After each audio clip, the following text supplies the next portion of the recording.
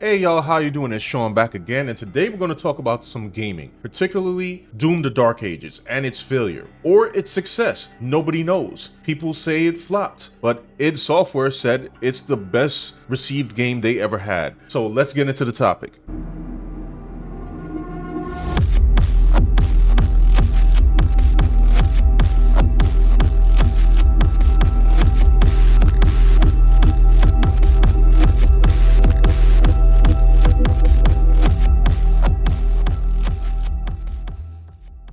So, Doom the Dark Ages, what exactly is going on? Here is the discrepancy. The Steam player count is pretty low. Last I checked, it was about 12,000. It peaked at about 31,000, which is not exactly high for a AAA title such as Doom. Nevertheless, id Software came out the other day and said this is the greatest launch that they've had in their history, stating that there were 3 million players. Now, people have some doubts about that. They want to know exactly how many copies were actually sold versus how many players. Reason being is this game is already released on Xbox Game Pass. Just a real quick edit here. I realized that 2 days ago, an article was released by 80 Level stating the actual sales of Doom the Dark Ages, which is less than 1 million. Which is not good. I was about to publish the video, but I wanted to acknowledge that first. But keep watching the rest because I'm going to go over the reasons as to why this happened, and I'll address the article at the end of the video. Because if people are playing it on Game Pass, they didn't actually buy the game. They're just paying for a subscription, which allows them to basically play the game without ever purchasing it. People have noted that other titles have stated this kind of success before, like the recent Assassin's Creed, and then it ended up not being very successful in the end, even though they claimed they had a success of, a certain amount of players. And they think that's what's happening with Doom. Now, okay, this is really tricky because I don't know how to read any of these metrics. I don't even fully understand how Game Pass metrics even tally up. Like, I mean, they're paying something, right? They're paying a subscription price. I don't know what the subscription price is because I mainly was playing on PlayStation, well, 4 until I jumped to a gaming PC. Other than that, there seems to be some valid reasons for the low player counts, and we're going to go over some of those. Some within the game, some outside of the game. So let's tackle the ones that are outside of the game first. Well, first off, there's Denuvo. Now, I don't know too much about Denuvo. I only recently started playing a lot of games on my Steam account. Denuvo apparently is an anti-piracy kind of software that gets stuck on games, and apparently it really takes a toll on your computer when the game has Denuvo equipped, which is why people don't like it. They are very upset about it when it gets put onto certain games. Denuvo might be a deterrent for people to buy this on Steam, and maybe that's why we had a low player count.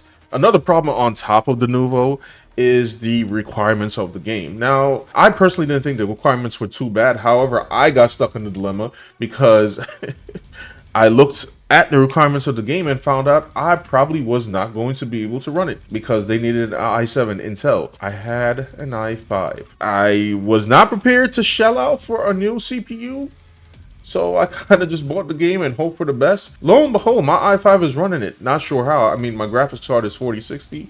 Maybe it's doing the heavy lifting. I'm a little computer illiterate when it comes to specs. I'm still learning. But it's playing. It's playing with a very smooth frame rate. I haven't had any glitches, any crashes, any slowdown. Now, of course, it's running on its lowest settings. But, at the sacrifice of edges looking, I guess, a little softer than they should be, the game plays great and it looks great. I suppose when I up to like about, let's say, i9, I'll actually see the noticeable difference. But since I don't know what I'm missing, technically, everything looks fantastic to me. Now, I know there are people that are experiencing some glitches with the game, some crashes, but I believe they're getting that patched out right now. And that goes into the next topic. The game forces ray tracing, which is taking another toll on your system.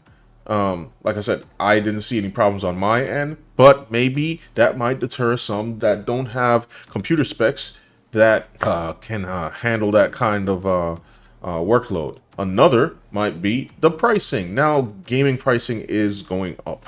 A lot. Okay. I miss the days when games were $60.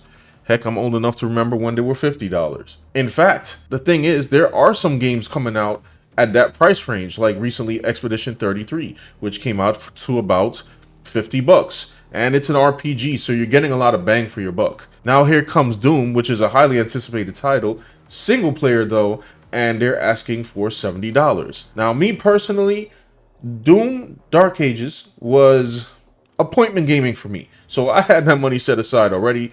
I got it day one. But maybe for others, the price was too steep. You're buying a game that essentially does not have as much modes as the previous games, like it lacks an online mode. So I suppose for some, spending that kind of money for a single player game was too high. Maybe that's the reason, but I do understand because $70 is a lot to ask from a player. And now they want to go to 80. People obviously need money to spend for daily necessities of life. So I understand if the price point was a deterrence.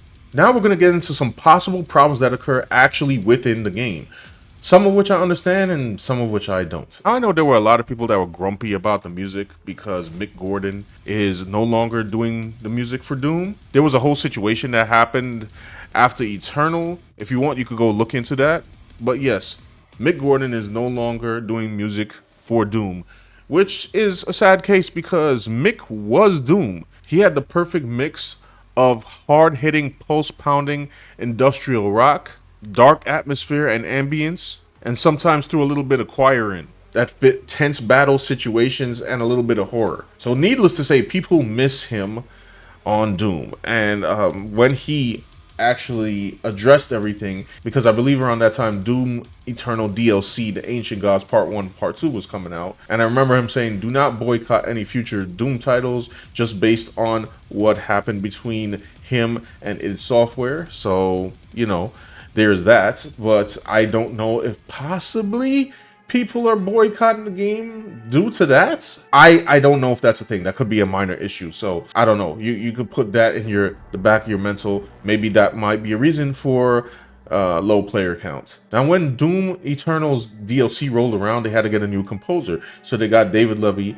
and Andrew Holschultz to do the tracks. And I'm not gonna lie, the first time through, it really grew on me. It actually was, well, it's different than Mick Gordon, but it was really great. The soundtrack for Ancient Gods Part 1 specifically had like 3 different stages.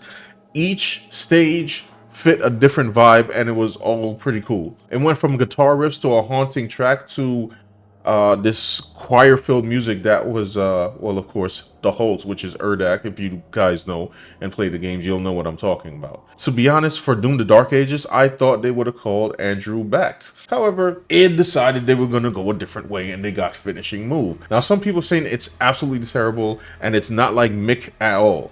And, in fact, it is different than Mick. But you know what? I would say Finishing Move has their own style by having the rock music, sometimes accompanied by this very cinematic flow to their tracks, which, to be honest, fits the Dark Ages theme. Some of these tracks are absolutely fire, especially if you're listening to them on a pair of headphones. In fact, I found myself individually enjoying a select few of these tracks, like the music in the Siege stages, the battle on Black and Tide, and the music for the Cosmic Realm. Listen, I'm a sucker for Lovecraftian themes, especially since playing Bloodborne. So the fact that Finishing Move found a way to make music that perfectly embodied the cosmic horror themes of mystery and terror, I don't even know how they got it done. You got these wails and roars, or maybe it's a horn in the background, just sounding so otherworldly. It matched the setting perfectly. In fact, those were probably some of the best stages of the game, to be honest. I think they knocked it out of the park. They're not trying to be Mick Gordon. They decided to do their own thing, and I appreciate exactly what they did. But yeah, that Into the Void track, man, that's the one right there. Now, speaking of the game itself, maybe another reason the player count is down. Look, it doesn't have an online mode, which, to be honest, I never really cared about Doom 2016 or Doom Eternal's online mode. I played Doom 2016's online mode, I had to be only like 5 times. And Doom Eternals, I played quite a few times, and it was only so I can, you know, get some weapon and Slayer skins. Other than that, wasn't really into the online mode, but maybe people cared about the online mode. There also was kind of a survival mode in Doom Eternal, But maybe the lack of modes is a reason that people didn't really flock to the game. And this is the most silly one to me. Game speed. There's a lot of people online saying the game is too slow. Now look, if you go and look at the speed of the game on the debut trailers, it looks slow. And you know what? If I go back and check 2016 and Doom Eternal's trailers, I'm wondering if it looks slow there too, because Doom is a pretty fast-paced game. Now it's funny, I don't really play first-person games. I played a little bit of Call of Duty, but first-person is not my cup of tea. My cup of tea is character action games like DMC and Ninja Gaiden. The only reason that Doom caught my attention is because it's one of those games that is the way the mechanics work on it, especially in Eternal and now in Doom the Dark Ages, it feels like a character action game. You're doing combos, you're switching weapons, you're parrying, you're flying across the screen. Now, of course, I just mixed up a bunch of mechanics that are from both Eternal and Dark Ages, but you know what I mean. They're both different in certain aspects. If I was to give it a character action classification, here, I did this for a joke, which is Doom 2016, if you were to compare it to something like DMC with Dante style, it feels like Dante's Gunslinger. Eternal feels like Trickster because you're dashing all over the place. And Dark Ages feels like Royal Guard. Now, I mean, if that's not the perfect character action classification, I don't know what is. Hence, also why I decided to do this art piece that you guys are viewing here, where I teamed up Doomslayer with Dante. I thought it'd be pretty cool. I've been working on it a while here and there because I had other art I had to tend to, but you can see me working on it here. But getting back to game speed, now the team already went ahead and said there are sliders. And I guess that's another issue. That's a non-issue to me, where people think, oh, you're just trying to make like game journalist mode or make this game for casuals. The speed of the game is fine. I started playing it. I cleared the first wave of enemies. I was like, yeah, this is a little too slow, but I knew about the slider, so I carried it up to about 120% speed. And that was pretty good for the rest of my playthrough until I decided that let me up the ante, and I put it up to 130%. Then I attempted to try 150, and that was a little too fast for my liking. So I've now been currently playing on 140. Most of the footage you see here is on 130. All that to say, the speed of the game is fine. I'm still debating if 150% of speed is actually faster than Doom Eternal. It might be, but I'm not sure yet, but it definitely matches it. So to the people that said the game is too slow, that leads me to two conclusions. One, they viewed the trailers and they didn't play the game. Or two, they're playing the game and not bothering to go and change the sliders, which literally takes 30 seconds. You could just go in there, in the options, in the settings, change the speed, boom. Speed fixed. In any case, personally, I think the game is fantastic. When I was recording this video, I had not yet beaten the game, but now I have. I played it on Ultra Violence on my first go around, and now I'm working through Nightmare. I know some people had concerns about the way the game plays, and some don't like it for some reason. I remember interviews with Hugo from way back, before this game even had a trailer, and he stated that the Doomslayer in their next game would play like a tank. And he does. He plays like a tank. A fast-moving tank. The parries, the bone-crunching melee added on with the weaponry, yeah, I have no complaints. To be honest, I'm the kind of guy that would like to be flying through the air using weapon combos. But Dark Ages to me is as engaging as Eternal. The moment-to-moment decisions keep my mind busy. Lastly, I think this is also a timing issue. The video game industry is going through a lot right now, especially with the aforementioned problems like the pricing and so on and so forth.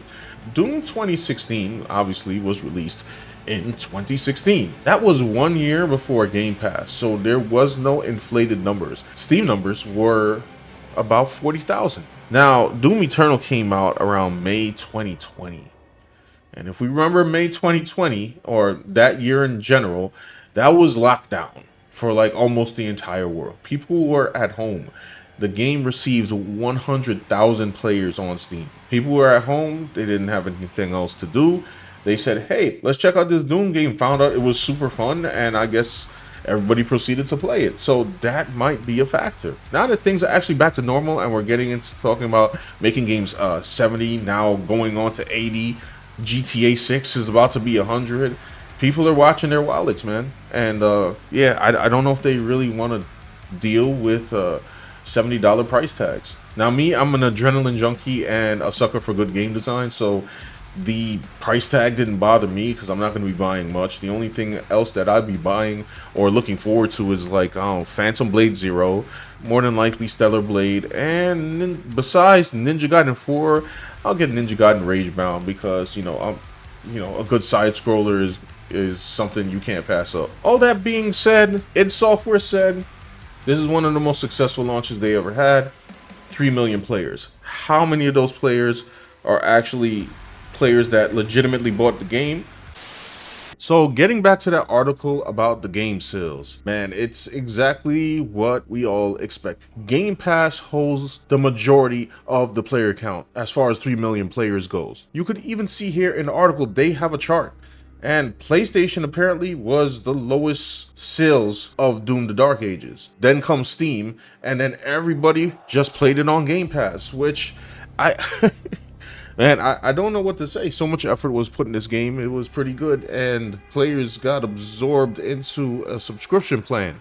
I don't know how much money they make from having their game on Game Pass. I still don't know how that works. Like I said, I don't understand the metrics. All that being said, the team behind Doom is pretty resourceful, as I've seen while playing Doom Eternal. So I would expect that they would address some of the bugs that people claim that they're having, which I found out is because of graphics card specifications, which thankfully I haven't encountered. But if they could patch those problems up, if they can add some new game modes and work hard at it regardless of the actual sales count, maybe they can up their numbers, similar to what happened with Lords of the Fallen. Well, there you have it. There's the reception to Doom the Dark Ages. I will continue to play it and make it through Ultra Nightmare because I've never been able to do one of those runs because it's brutal.